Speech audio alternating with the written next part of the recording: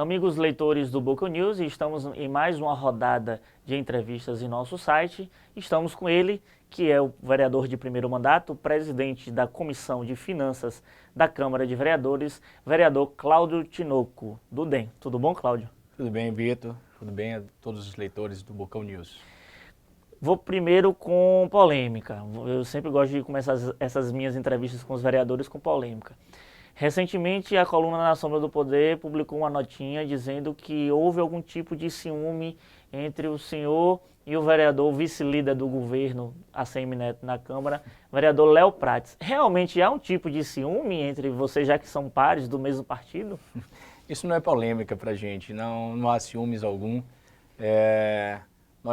Eu e Léo Prates temos uma relação de amizade, primeiro de tudo.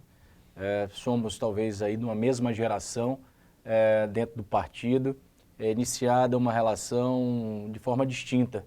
Eu, um pouquinho mais avançado na idade, pela administração pública, foi assim que eu conheci a ACM Neto, na Secretaria da Educação, já como superintendente, o Neto como assessor do secretário, e ali constituímos uma relação de amizade, mas sobretudo uma relação de cumplicidade política, baseada exatamente na perspectiva que tenho de ser um administrador público, naquele momento ainda exercendo funções executivas e hoje exercendo a função política conjuntamente. E Léo, desde o movimento estudantil, uma proximidade por esse motivo, desde a época do PFL com o prefeito, e ambos temos uma relação realmente muito próxima com o Neto, porque acompanhamos a constituição de Neto como político, muito novo ainda, com 18 anos, quando ele tomou a decisão de seguir a carreira pública, e nós fizemos parte dessa história. Por isso mesmo não temos ciúmes não, pelo contrário, nós somos muito parceiros. Até a nossa votação é muito parecida, uma diferençazinha aí de 100 votos de Léo para mim na eleição de 2012. Ambos temos uma posição muito clara na Câmara de defender o governo de ACM Neto e, é claro, além disso, construir realmente uma perspectiva de poder para Salvador que possa melhorar essa cidade. Então, cada um no seu papel, mas com então, boas relações. Essa diferença de 100 votos não dá nenhum tipo de acirramento, não? Não dá, não. De jeito nenhum. Pelo contrário, a gente quer, deseja realmente que o Democratas cresça, e a gente constituiu realmente uma perspectiva de fazer vereadores. Somos 2 dos 3 que foram eleitos pelo partido. Hoje o partido tem 5 vereadores e com a perspectiva de crescimento nas próximas eleições. É esse o nosso propósito, de estar contribuindo. É claro que podemos ter alguma diferença do ponto de vista de uma visão, de um projeto específico ou outro, e isso é muito salutar mesmo dentro do partido, entre dois amigos que podem ter visões distintas e de repente a gente entrar nas discussões, mas sempre no intuito de construir uma alternativa de atuação dentro da Câmara em prol do governo. O senhor tocou num assunto aí, já que falou em eleições de 2016, como vereador do DEM, não tem um certo tipo de receio, um certo tipo de medo de perder o prefeito do partido, perder um dos poucos prefeitos que tem dentro da cicla? Olha, na política a gente não tem que ter receio de perder nada. Eu perdi uma primeira eleição junto com o Neto, ele candidato a prefeito, eu candidato a vereador em 2008, quando nós apresentamos a Salvador uma perspectiva já naquela época de empregar na cidade um novo modelo de administração. Não fomos ouvidos pela sociedade na sua maioria, mas marcamos uma posição muito clara. Eu tive uma votação acima do que cerca de 5 vereadores que se elegeram naquela época, mas o coeficiente eleitoral nos deixou de fora. E Neto teve, logicamente, uma perspectiva de vitória que o levou, retirou do segundo turno, inclusive naquele ano. Nós não abaixamos a cabeça, apresentamos novamente a Salvador um projeto que foi aceito pela sociedade, pelos eleitores, e nós estamos, eu acho que, correspondendo à expectativa ainda em 2012. Eu não admito medo na política. Lógico que Neto, na sua administração, tem demonstrado uma capacidade de gestão, uma capacidade de transformação que pode ter surpreendido a muita gente. Talvez pela pouca idade, há um preconceito nesse sentido que eu acho que foi desfeito com realmente uma administração baseada num planejamento estratégico para a cidade, em propósito, em metas previamente estabelecidas e que estão sendo cumpridas na perspectiva que tem de honrar realmente todos os compromissos firmados na campanha ainda. Então, a tendência, eu não posso, logicamente, antecipar, existe uma máxima na política que a eleição se ganha na urna, a eleição ainda está muito distante, há mais de um ano, mas eu aponto aqui uma tendência muito clara de reeleição. Acho que ele tem todas as condições para isso e mais além, não só a perspectiva de mantermos o Democratas à frente da administração de Salvador, mas servir de referência para o país como um modelo de gestão moderna, realmente, contemporânea, que tem tido a coragem de tomar decisões na cidade, visando exatamente a superar os desafios que tem de administrar uma capital como Salvador. O senhor disse que a eleição está distante, mas na Câmara de Vereadores, quem acompanha o noticiário do Boca News da Câmara sabe, há uma articulação forte de trocas de partido. Tinoco continua no DEM, o vereador tem acompanhado essa questão das mudanças de troca de cadeiras, o DEM pode receber novos vereadores, novos candidatos que já têm mandato, vai para a reeleição? Olha, eu não tenho, pessoalmente, nenhum motivo para sair do partido. Eu milito no partido há mais de 20 anos, ainda na campanha de 94, do então candidato Paulo Souto, eu acompanhava de perto o trabalho de Heraldo Tinoco como candidato a deputado federal à reeleição naquela época.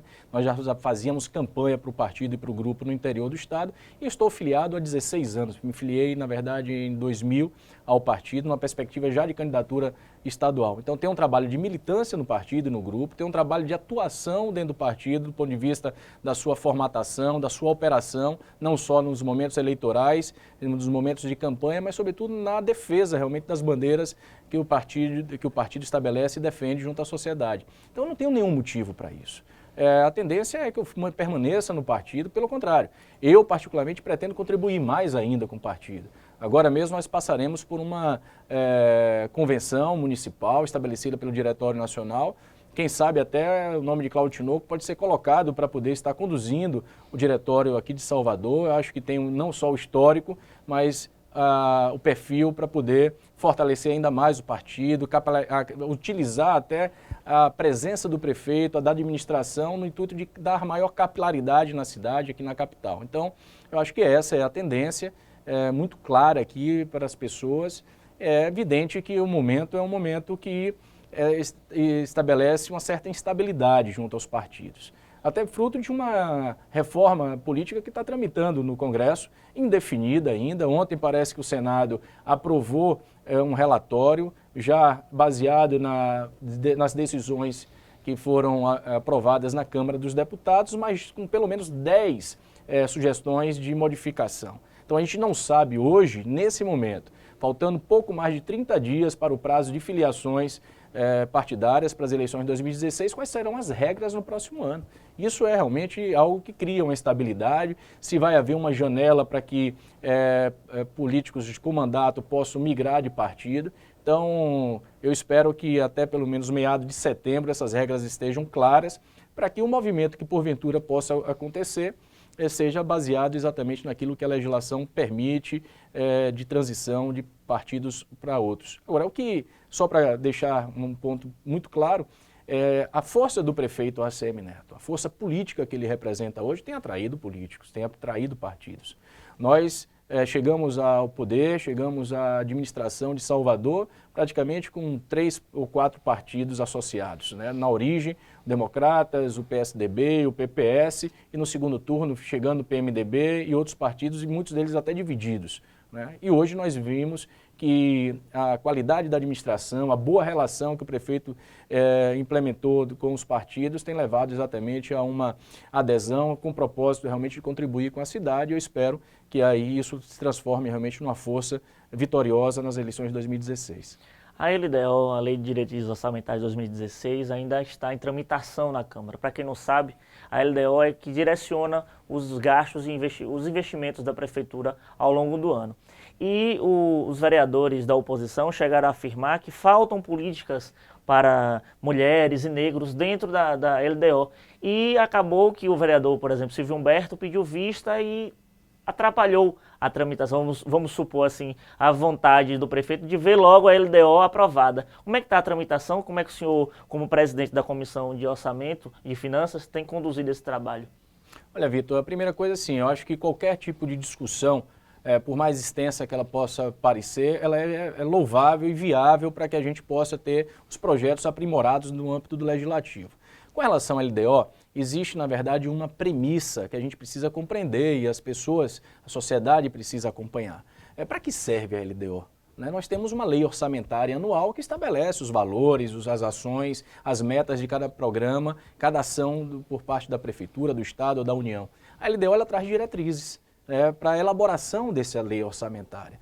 Como a administração se propõe na remuneração dos servidores, no pagamento da dívida, como é que projeta essa receita baseada num cenário, sobretudo um cenário hoje que atravessa o país de recessão, de aumento de inflação, que vai afetar e já está afetando as receitas públicas em todos os níveis da nação.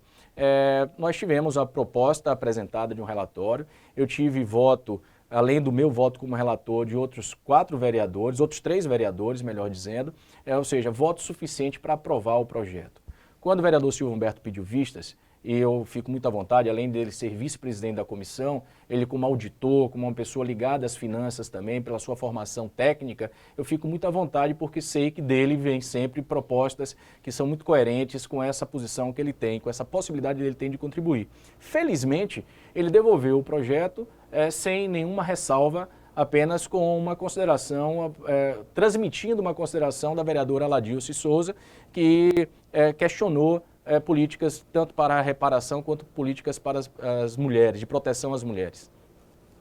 No dia de hoje, coincidentemente, hoje pela manhã, eu submeti uma revisão do relatório, do parecer, incorporando parcialmente uma emenda da vereadora Ladilce Souza, trazendo aquilo que já ocorreu nas LDOs de 2014 e 2015, utilizando a prerrogativa de uma autorização prévia para que o Executivo possa ampliar as despesas com o pessoal dessas 2 áreas importantes, tanto da reparação quanto da proteção à mulher. Com isso, a gente tem aí um parecer com aprovação por unanimidade na comissão. Eu espero que amanhã esteja publicado e, consequentemente, na próxima semana a gente possa ter já a votação, cumprindo com uma premissa básica que é a aprovação da LDO antes dos recessos legislativos. No caso de Salvador, nós não temos o recesso de meio do ano, então por isso mesmo a gente extrapola um pouco esse prazo, mas em tempo ainda dessas diretrizes estarem à disposição do Executivo para elaborar até 30 de setembro o orçamento de 2016. Mas esse pedido de vista de Silvio Humberto não chegou a atrapalhar seus planos? Já que você queria ver uma LDO aprovada logo no início do mês? Não, assim, não são meus planos, não são os planos da cidade, né? Eu repito, nós baseamos a nossa posição em cima das regras legais. Se nós não temos o recesso, a gente pode estender essa tramitação até o final do ano. Eu acho que ela é inapropriada, porque não adianta, se o Executivo, a Prefeitura tem que encaminhar a lei orçamentária até 30 de setembro, essas diretrizes devem estar à disposição do Executivo antes disso. Senão ele vai estar encaminhando uma lei orçamentária baseada num projeto original que ele encaminhou ainda em maio, que é da LDO. Então, eu acho que nós vencemos aí, vamos dizer assim, a extensão dessa tramitação e vamos ter muito em breve aprovado, eu tenho certeza, aí, em condições de ter uma convergência para uma aprovação, quem sabe, por unanimidade na Câmara. Estamos conversando com o vereador, presidente da Comissão de Finanças da Câmara, o vereador Cláudio Tinoco. Recentemente foi lançada a Frente Municipal da Educação. O senhor foi o autor da frente, capitaneou esse projeto. Queria que o senhor explicasse aos nossos leitores o que é a Frente Municipal e qual será a área de atuação, os pontos específicos de atuação desse grupo. Primeiro, deixar muito claro que foi uma perspectiva da gente ter uma legitimidade institucional para atuar na área da educação. Eu fui superintendente da Secretaria de Educação do Estado da Bahia, coordenei no ano de 99, a partir do ano de 99, o processo de municipalização da educação aqui em todo o Estado da Bahia, quando estive em cerca de 350 municípios, inclusive em Salvador, na época ainda na gestão de Embaçaí, com Dirlene Mendonça como secretária de Educação, quando o Estado praticamente transferiu cerca de 400 escolas aqui na região metropolitana de Salvador. Eu quero utilizar essa experiência para que a gente possa contribuir de forma efetiva na melhoria da qualidade da educação. Com isso, a frente que nós lançamos na semana passada, composta por vários vereadores de diversos partidos, então não é uma posição do nosso mandato exclusivamente, mas sim de um colegiado de vereadores que entende a educação como prioridade também. Tem 3 vertentes. A primeira vertente dela é a gente fazer um acompanhamento, ou seja, observar os indicadores educacionais. Isso é muito importante, Vitor, porque as pessoas e a sociedade muitas vezes passa ao largo da preocupação que tem a taxa de aprovação, a taxa de reprovação, de repetência, de evasão, que tem uma escola que seu filho está matriculado. Então a gente quer induzir a sociedade a acompanhar mais de perto esses indicadores, contribuir de certa forma para que a gente possa ter uma participação mais efetiva das famílias com cuidado com a educação. Vejo agora, por exemplo, está tramitando no Congresso Nacional um projeto de lei que determina que os pais terão que visitar pelo menos 4 vezes ao ano as escolas dos seus filhos, com a possibilidade de serem penalizados se não cumprirem essa agenda.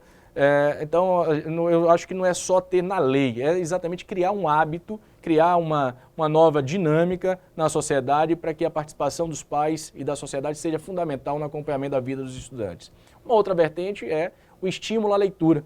Nós temos diversas iniciativas na cidade, muitas delas por organizações não governamentais, de implantação de mini bibliotecas, de pontos de leitura, e o hábito da leitura é fundamental não só na perspectiva da alfabetização, do letramento de alunos, mas sobretudo no convívio e no dia a dia da sociedade. Quando você tem uma criança, um jovem mal instruído na educação formal, ele vai ter um reflexo no mercado de trabalho. Quantas pessoas, às vezes para ser garçom, precisa fazer conta, então ter a capacidade realmente de interpretar. E essas iniciativas são muito interessantes porque tem aproximado a população da leitura, às vezes, no sistema de transporte. É um projeto de lei que a gente encaminhou, baseado no que já acontece em outras cidades. E, por último, fazer, logicamente, é um papel que a Câmara tem por fazer, que é de reverenciar algumas figuras, entre elas o próprio Cosme de Farias, um ex-vereador que nasceu no século XIX, mas foi no início do século XX que abriu uma certa frente visando exatamente garantir a alfabetização de todas as crianças da nossa cidade. Eu estou falando de 100 anos passados. Em outubro, agora, exatamente fará 100 anos quando Cosme de Farias buscou exatamente implantar essa frente pela alfabetização das crianças, e a Câmara Municipal, depois de 100 anos, sabe que a gente ainda está distante de ter uma educação de qualidade, e são esses os objetivos da Frente Parlamentar da Educação que nós criamos. Recentemente, a Câmara de Vereadores aprovou uma reestruturação do Conselho de Turismo. O senhor já foi do setor e eu queria saber o que é que nós temos de novidade com essa reestruturação voltada para a área turística. Olha, primeiro a perspectiva de que seja implantado efetivamente o Conselho Municipal de Turismo. Ele foi criado em 1986, quase 30 anos.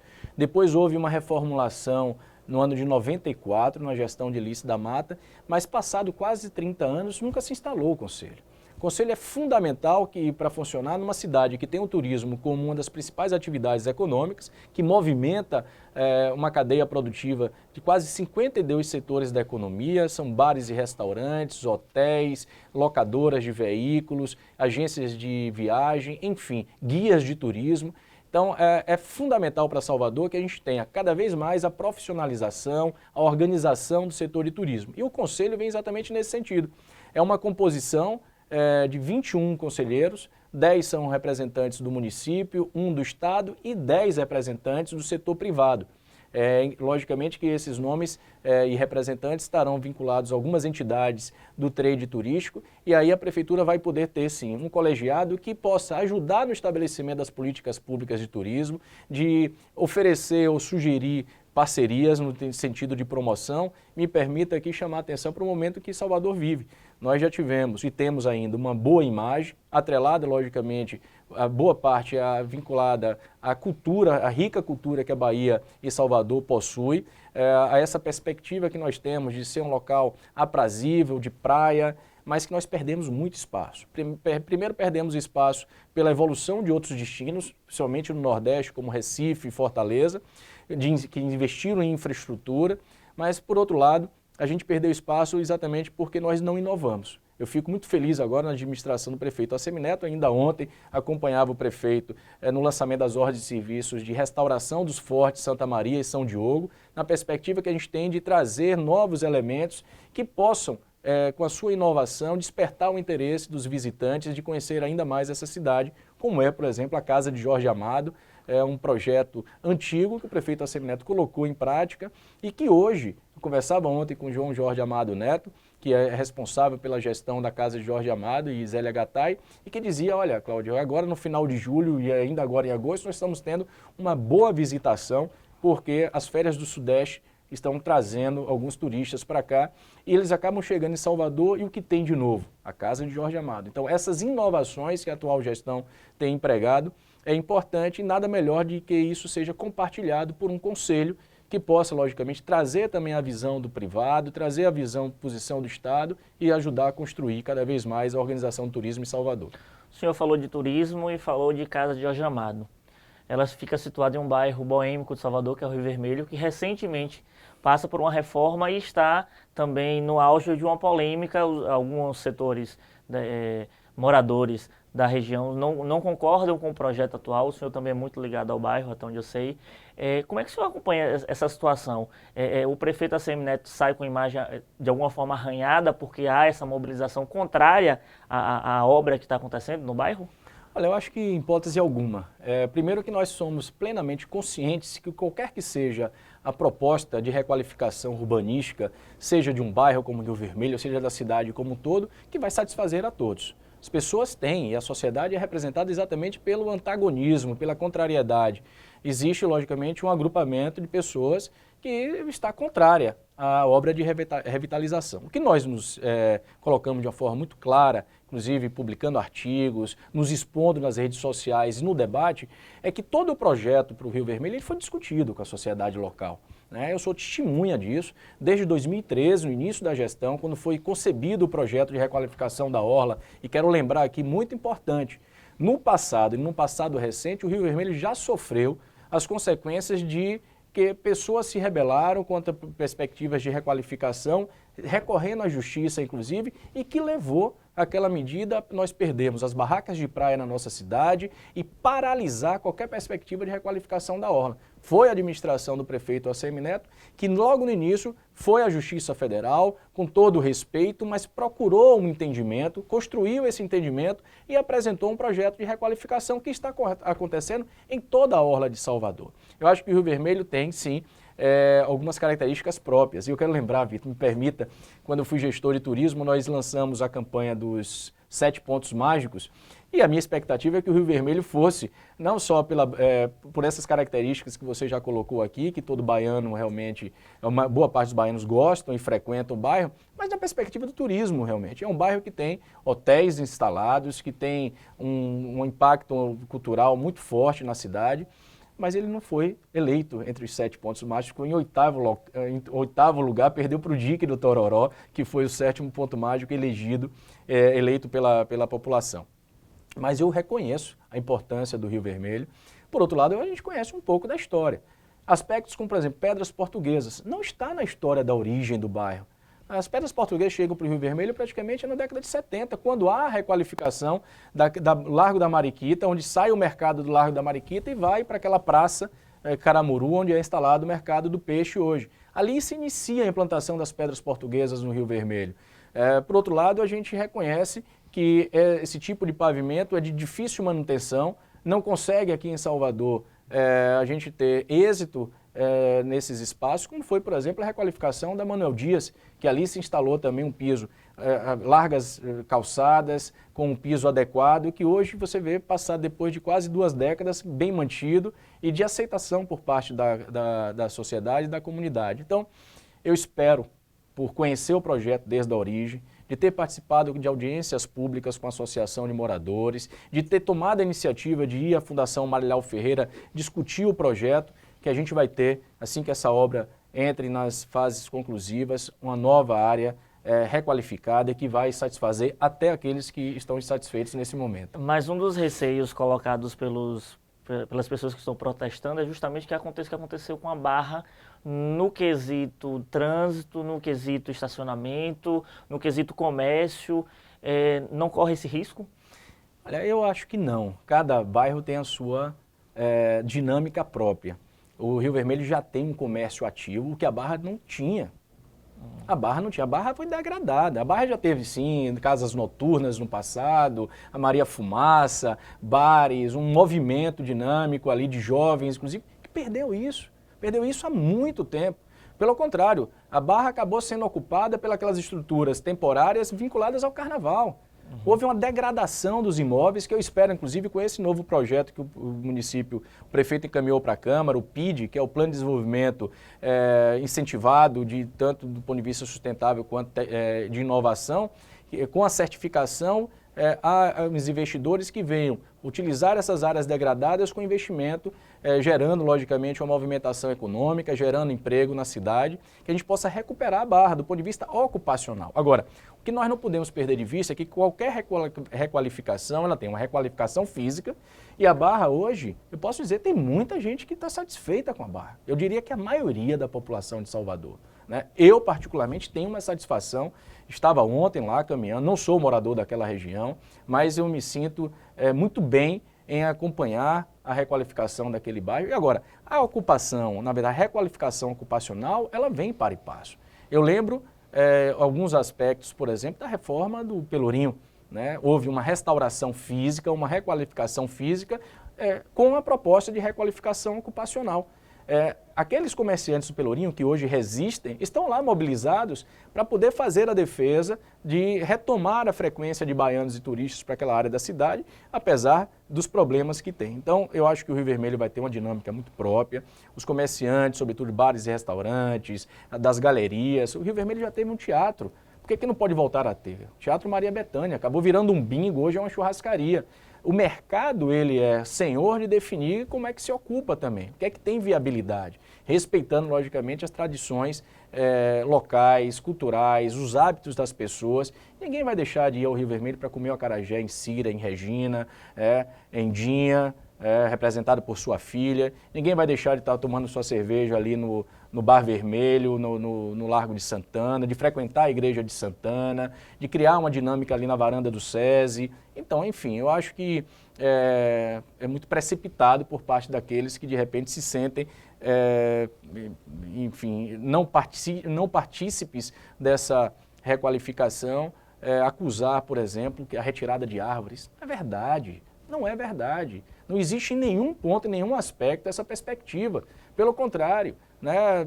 Hoje Salvador tem um programa de arborização, de plantação de árvores na cidade, visando cuidar melhor dos seus canteiros, das suas áreas verdes. O Parque da Cidade está sendo requalificado. Então, é uma demonstração. O próprio Parque São Bartolomeu, para uma intervenção do Estado, da Condé.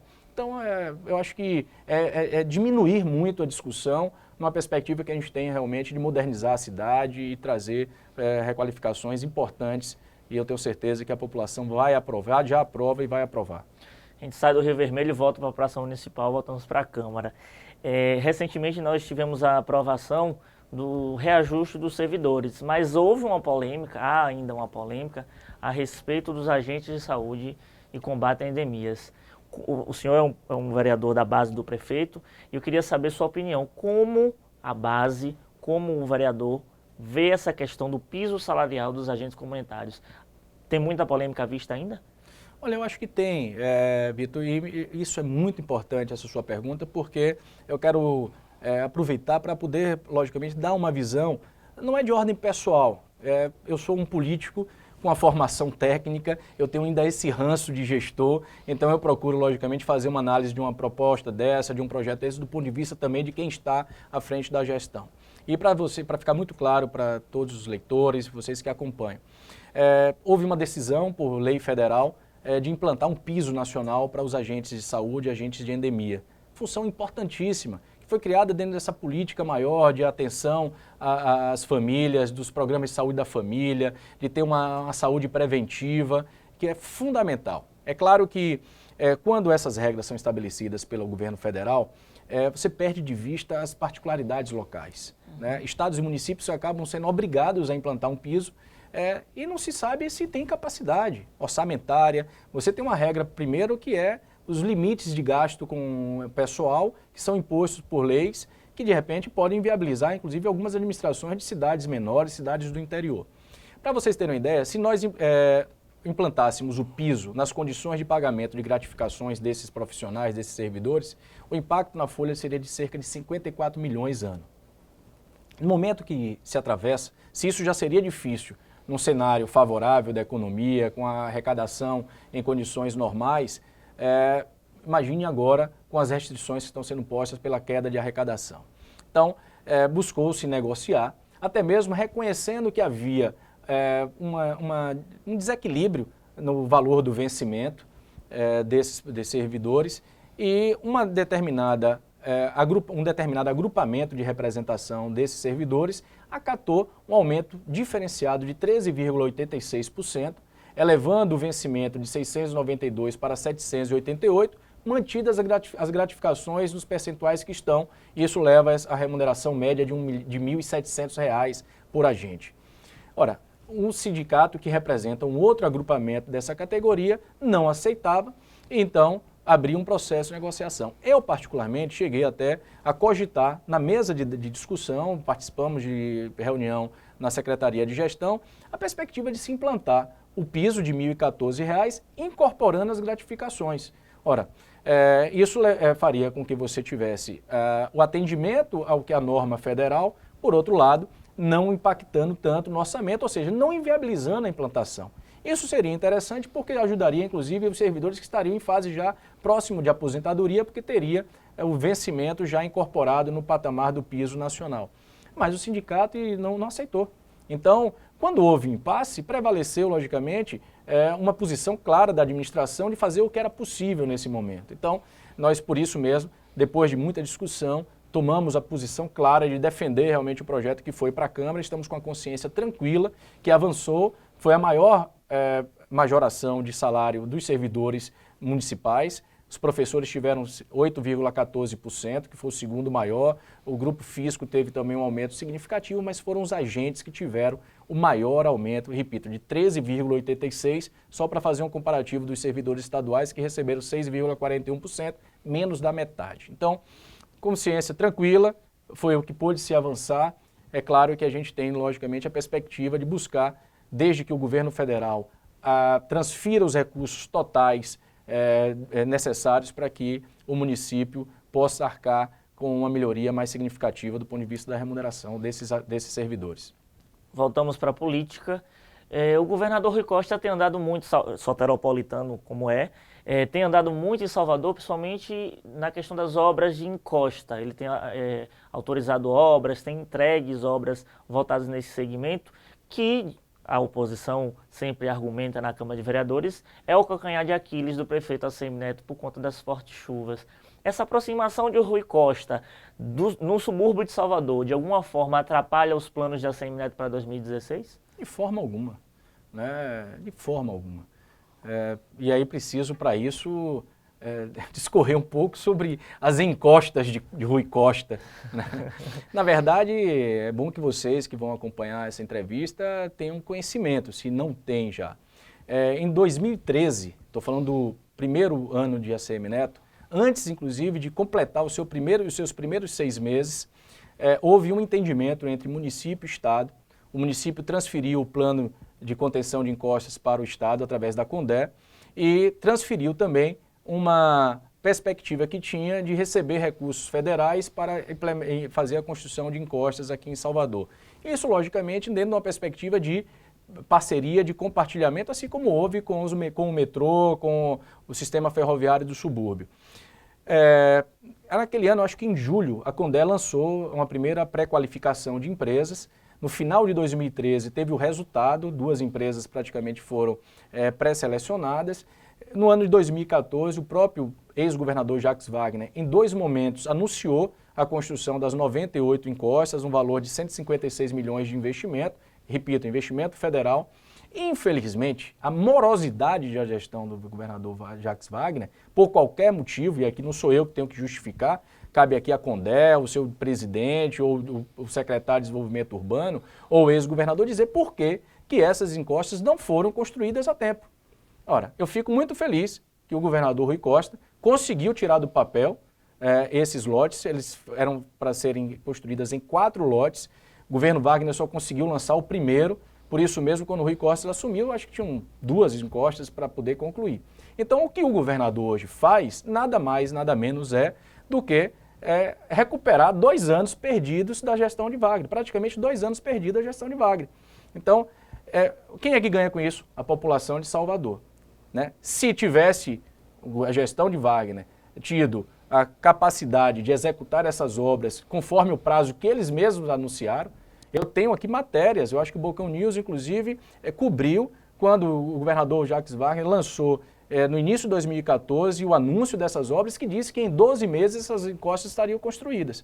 Eu não quero aqui acusar de que a não construção das encostas no prazo que eles anunciaram foi motivo, por exemplo, das mortes em Salvador. Não faria isso, como a gente viu políticos de oposição querer utilizar essas mortes, as 22 mortes, como uma responsabilidade do prefeito. Então eu lamento essa posição. Por outro lado, faço aqui a congratulação com o governador de poder estar tirando do papel aquilo que já poderia ter sido feito na cidade há muito tempo. Conversamos hoje com o vereador, presidente da Comissão de Orçamento da Câmara de Vereadores, Cláudio Tinoco. Para encerrar, Tinoco, qual é a expectativa para esse segundo semestre lá na Câmara? Vitor, a maior expectativa nossa é receber a proposta do PDDU, do novo PDDU. A previsão aí é talvez meado de setembro, daqui no máximo mais um mês, a Câmara receber por parte do Executivo. Eu acho que essa é uma grande expectativa da cidade como um todo, né? Se já era necessário 1 ano, 2 anos atrás, imagine agora, no momento de crise, que a gente precisa criar uma dinâmica nova na cidade, e eu acho que esse vai ser o nosso principal foco. É claro que eu, particularmente, tenho alguns outros projetos. Quero aqui, me permita, ressaltar uma luta que nós temos na defesa da regulamentação dos mototaxistas em Salvador, um sistema de transporte que existe na cidade hoje, funciona de forma clandestina ou informal, seja lá como queira se estabelecer. Nós apresentamos um projeto em parceria com o vereador Luiz Carlos Suíca no início de 2013 e hoje sentimos a administração municipal, a gestão do prefeito ACM Neto, muito atenta a essa perspectiva e quem sabe a gente ainda tem esse ano a possibilidade de poder aprovar essa regulamentação que já ocorre no nível federal e a gente possa ter aqui em Salvador um sistema reconhecido, que não concorra com o sistema de táxi, que não concorra com o sistema de ônibus, que seja disciplinado, com regras claras, que a gente possa ter profissionais realmente qualificados, ganhando seu dia a dia nas ruas de Salvador, mas de uma forma regular, formal, fiscalizada pelo poder público. Então, a nossa perspectiva é que a gente possa não só ainda esse ano, ainda esse semestre, ser pautado por essas iniciativas do Executivo como o PDDU, mas também avançar, é isso que eu desejo que a Câmara possa entender também, discutir os projetos dos vereadores de forma ampla, aberta e não apenas nos acordos, colocando uma pauta pré-definida que muitas vezes não se gera discussão com isso. Eu acho que a Câmara precisa evoluir mais nessa perspectiva de discussão dos projetos que a cidade tenha por interesse, aprovando ou não, mas que a gente possa ampliar o papel do legislativo dos vereadores. E eu convido a você, meu amigo leitor, a acompanhar o noticiário político no nosso site, no Bocão News. Estaremos atentos a tudo, né, Tinoco, o que acontece lá na Câmara de Vereadores. E convido também você a baixar o nosso aplicativo, você que tem um Android, você que tem um sistema iOS, procura lá Bocão News para ficar mais prático, mais rápido, acompanhar a notícia. E encerramos a entrevista de hoje e até a próxima entrevista. Um forte abraço.